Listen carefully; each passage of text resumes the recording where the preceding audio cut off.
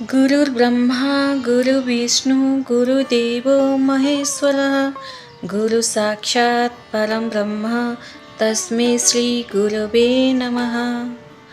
ओम गुरवे नमः। ओम श्री गुरुदेवाय नमः।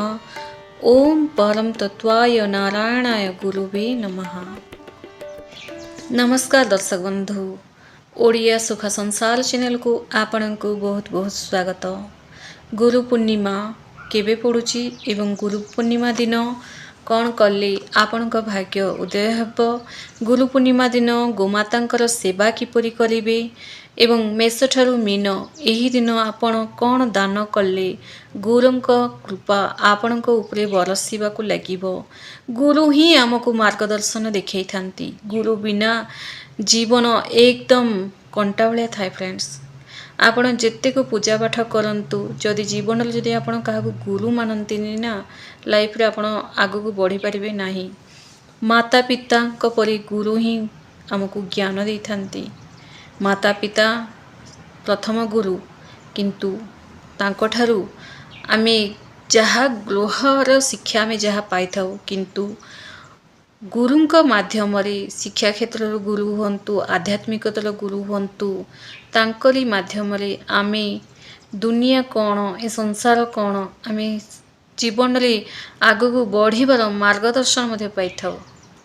तेणु गुरु को रेस्पेक्ट देवा उचित। एवं आपण क्यों क्यों गुरु को मानती, आध्यात्मिक गुरु, शिक्षा क्षेत्र गुरु, जो गुरु को भी आपण मानती ना फ्रेंड्स, तांकर नाम निश्चय लिखंतु, श्रद्धार सह लिखंतु। मनरे तांको प्रति स्नेह भक्ति तांकर देखैथिबा मार्ग गोटे विश्वास रखिकी आपण तांको नाम लिखंतु। व्यास पूर्णिमा आषाढ़ मास शुक्ल पक्ष पूर्णिमा तिथि अर्थात 29 जुलाई 2026 बुधवार दिन पड़ुची। एही दिन महर्षि देवस व्यासंक जन्म जयंती भावे पालन कराए। संस्कृति और परंपरा रे एही पवित्र दिनटी गुरु पूजन और आशीर्वादर भिक्षा पाई सबुठारु श्रेष्ठ बोली मना जाए फ्रेंड्स। देखंतु एही दिन कौन करबा उचित, सूर्योदय पूर्वरु स्नान करी सफा धड़ा किंबा हलदिया वस्त्र निश्चय पिंधंतु एही दिन। एवं स्नान आपण ब्रह्म मुहूर्त रे स्नान करंतु। निज गुरु शिक्षक किंबा निज इष्टदेव जेमिति कि श्रीकृष्ण दत्तात्रेय किंबा महादेवंकर ब्रह्मांकर चरण स्पर्श करी पूजार्चना करंतु। जो माने असहाय व्यक्ति अछंती, ज्ञानी असहाय गरीब लोकों को वस्त्र हलदिया फल बही एवं अन्नदान करंतु। एही दिन कंजूसी करंतु नाही। एही दिन गायत्री मंत्र, भगवत गीता किंबा विष्णु सहस्रनाम, ओम नमः शिवाय मंत्र, गुरुंकर मंत्र पाठ करिबा अत्यंत शुभदायक रहिबो फ्रेंड्स। गुरुंक कृपा पाइबाकु हेले कोन करिबा उचित एही दिन। आपणक जीवन रे प्रत्येक गुरु माता पिता और ज्येष्ठ व्यक्ति को पाद छुई आशीर्वाद नियंतु। ओम गुरवे नमः किंबा निज गुरु देथिबा इष्ट मंत्र को अंततः गोटे 108 थलका जप करंतु।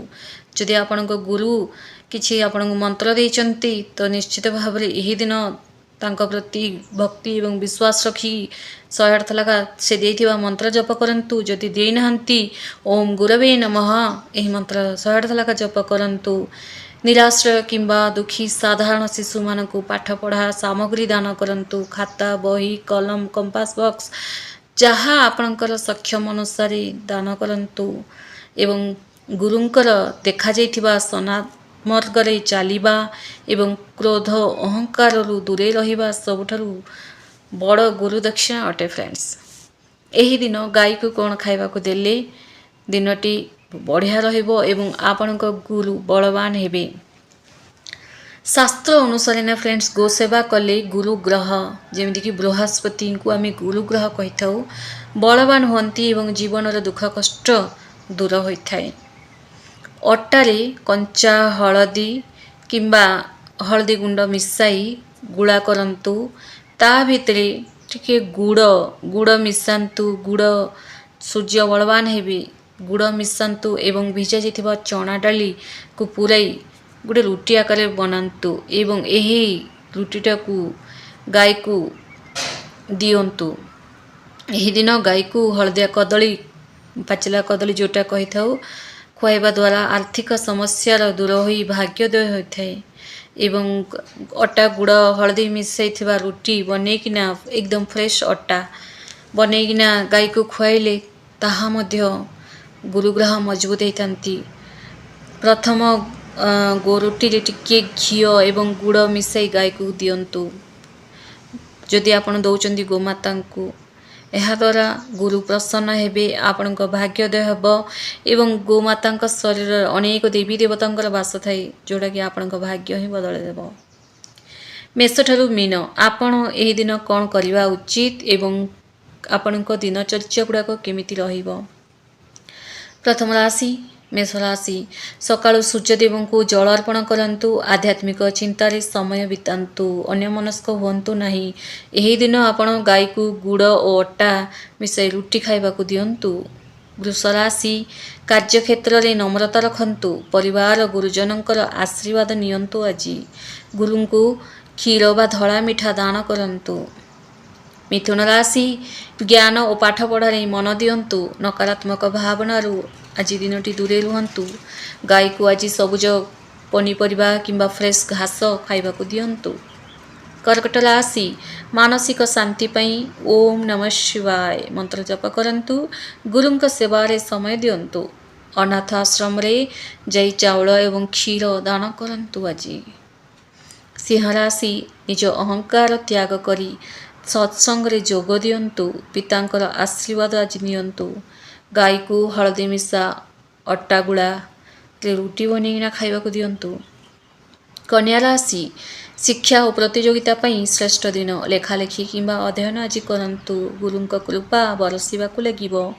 ଅସହାୟ ବ୍ୟକ୍ତିଙ୍କୁ, ଛୋଟ ଛୋଟ ପିଲାଙ୍କୁ ବହି ବା କଲମ ଦାନ କରନ୍ତୁ। ତୁଳା ରାଶି। ନିଜ ବାଣୀରେ ମଧୁରତା ରଖନ୍ତୁ। ଆଧ୍ୟାତ୍ମିକ ଗ୍ରନ୍ଥ, ଭାଗବତ, ଗୀତା, ଆଧ୍ୟାତ୍ମିକ ଗ୍ରନ୍ଥ ଯାହା ବି ଆପଣଙ୍କ ପାଖରେ ଅଛି, ଶିବ ସ୍ତୁତି, ଶିବ ପାଠ, ଶିବ ପୁରାଣ ସବୁ ପାଠ କରନ୍ତୁ। ମନ୍ଦିରରେ ହଳଦିଆ ଫୁଲ ଓ ସାମଗ୍ରୀ ଆଜି ଚଢ଼ାନ୍ତୁ। ଶିବ ମନ୍ଦିର, କୃଷ୍ଣ ମନ୍ଦିର, ଯେଉଁ ମନ୍ଦିର ଆପଣ ଯାଉଛନ୍ତି। ବିଛା ରାଶି। ମାନସିକ ସ୍ଥିରତା ପାଇଁ ଧ୍ୟାନ କରନ୍ତୁ। ସାନ ଭାଇ ଭଉଣୀଙ୍କୁ ସାହାଯ୍ୟ ଆଜି କରିବାକୁ ଚେଷ୍ଟା କରନ୍ତୁ। ଗୋଶାଳାରେ ଦାନ କରନ୍ତୁ ଏବଂ ତା ସହ ଗାଈକୁ ଗୁଡ଼ ଖାଇବାକୁ ଦିଅନ୍ତୁ। ଧନୁ ରାଶି। ଧନୁ ରାଶିର ସ୍ୱାମୀ ଗୁରୁ ହୋଇଥିବାରୁ ଏହି ଦିନ ଗୁରୁ ପୂଜା ନିଶ୍ଚୟ କରନ୍ତୁ ଆପଣ। ଏବଂ ଆପଣ ଏହି ଦିନ ପିଓର ଭେଜ୍ ଖାଦ୍ୟ ଖାଆନ୍ତୁ। ଉପବାସ ରଖିବା ମଧ୍ୟ ଆପଣଙ୍କ ପାଇଁ ଭଲ। ହଳଦିଆ ବସ୍ତ୍ର ପରିଧାନ କରନ୍ତୁ ଏବଂ ଚଣା ଡାଲି ଦାନ କରନ୍ତୁ। ମକର ରାଶି। ପରିଶ୍ରମର ଫଳ ମିଳିବ ଆଜି। ବୃଦ୍ଧ ଓ ଗୁରୁଜନଙ୍କର ସେବା କରି ଦିନ ଆରମ୍ଭ କରନ୍ତୁ। ଗୋସେବା କରନ୍ତୁ ଏବଂ ଅନ୍ନ ଦାନ କରନ୍ତୁ। କୁମ୍ଭ ରାଶି। ଧାର୍ମିକ କାର୍ଯ୍ୟକ୍ରମରେ ଅଂଶଗ୍ରହଣ କରନ୍ତୁ। ଆତ୍ମଚିନ୍ତନ ପାଇଁ ସମୟ କାଢ଼ନ୍ତୁ। ନିରାଶ୍ରୟ ଲୋକଙ୍କୁ ଆହାର ଦିଅନ୍ତୁ। ମୀନ ରାଶି। ନିଜ ସ୍ୱାମୀ ଗୁରୁଙ୍କ କୃପା ପାଇବାକୁ ନାମ ଜପ କରନ୍ତୁ